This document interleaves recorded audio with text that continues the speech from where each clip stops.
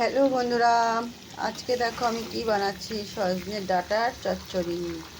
দেখতেই পাচ্ছ অনেকগুলো সজনে ডাঁটা একসাথে আছে। আমি এটা আলু দেব না, যেহেতু আমার অনেক পছন্দ, তাই বরমশাই অনেকগুলো ডাঁটা নিয়ে এসছে একসাথে। তো কাটার আগে আমি তোমাদের সাথে শেয়ার করতে পারিনি, তার জন্য অনেক দুঃখিত। অনেক তাড়াতে ছিলাম, তো তরকারিটা বসিয়ে দিয়ে যে ভাবলাম যে না, একটু তোমাদের সাথে শেয়ার করাটা উচিত। তো দেখো নুন হলুদ দিয়ে ভাজা করতে বসিয়ে দিয়েছি। বেশ একটু ভাজা ভাজা হয়ে গেছে। এবার আমি দেখো এই মিক্সির জারে একটু মশলা করে নিচ্ছি। কিছুটা কালো সর্ষ, কিছুটা আদা, আর বেশ কিছুটা কাঁচা লঙ্কা। এই পেস্টটা আমি এর ওপরে দিয়ে দিচ্ছি। সব কিছু দেওয়ার পরে সাথেই দিয়ে দিচ্ছি একটু লাল লঙ্কার গুঁড়ো, তাতে একটু কালারটা ভালো আসবে। এবার সব মশলাগুলোতে ভালো করে মিশিয়ে নেব। দারুণ লাগে কিন্তু এভাবে ডাঁটা চচ্চড়ি খেতে। আর যেহেতু আমার প্রিয়, তো যখনই নিয়ে আসে না, একটা দুটো তো নিয়ে আসে না, 500, 250, 300, 500 এরকমই নিয়ে আসে। ভীষণ ভালো লাগে ডাঁটা চচ্চড়ি খেতে কিন্তু। সজনা ডাঁটা চচ্চড়ি খাও, ঝোল খাও, যার যেটা ভালো লাগে।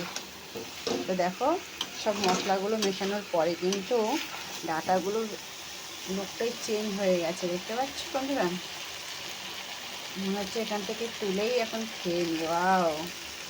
তো তোমাদের কার কার এরকম সজনা ডাঁটা চচ্চড়ি পছন্দ, অবশ্যই আমাকে কমেন্ট বক্সে কমেন্ট করে জানাবে, ঠিক আছে? এবার কিন্তু ডাঁটাটা সর্ষে বাটা দিয়ে দিয়ে ভালো করে কষানো হয়ে গেছে। আমি এবার দিয়ে দেবো কিছুটা পরিমাণ জল। বড় গ্লাসের 1 গ্লাস জল দিয়ে দিয়েছি। জলটা এই জন্য দিলাম, ডাঁটাটা সেদ্ধ হবে। কিছুটা ডাঁটা কিন্তু কষানোর সময়তেই সেদ্ধ হয়ে গেছে। ডাঁটাগুলো বেশ ভালোই ভেতরে গদগদে মাংসতে ভরা আছে। কাটতে গিয়েই বুঝতে পেরেছিলাম। অনেক দুঃখিত, তোমাদের সাথে গোটা ডাঁটাগুলো আমি শেয়ার করতে পারিনি। আসলে তার জন্য আমি তাড়াতাড়ি করে কাটতে বসে গেছি, আর আমার মনে ছিল না যে একটু ভিডিও বানাবো। এবার কিছুক্ষণ ঢেকে রাখবো। ঢাকনাটা সরিয়ে দিলাম। দেখো ঝোলটা কিন্তু টকবক টকবক করে ফুটে যাচ্ছে অনবরত। তো আমি কিন্তু ঝোলটাকে আরও একটু শুকানোর জন্য আমি কি করলাম, গ্যাসের ফ্লেমটাকে ফুল করে দিলাম। ঝোলটা একটু শুকিয়ে নিই।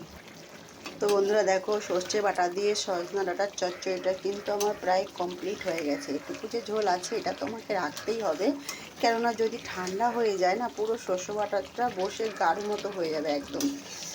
তো তোমাদের রেসিপিটা কেমন লাগলো অবশ্যই আমাকে কমেন্টের মাধ্যমে জানাবে। আর যদি ভালো লেগে থাকে রেসিপিটা একটু শেয়ার করে দেবে। আর স্কিপ না করে যদি পারো ভিডিওটা দেখার চেষ্টা করবে। স্কিপ করলে বোঝা যাবে না যে কীভাবে একদমই কম মশলাতে ডাঁটা চচ্চড়ি বানানো হয়েছে। আর পেটের জন্য খুব ভালো, স্বাস্থ্যকর, বেশি মশলা নেই এতে। গরমের মধ্যে তো বেস্ট খাবার এগুলো। তো দেখো এবার আমি গ্যাসটা বন্ধ করে দিচ্ছি।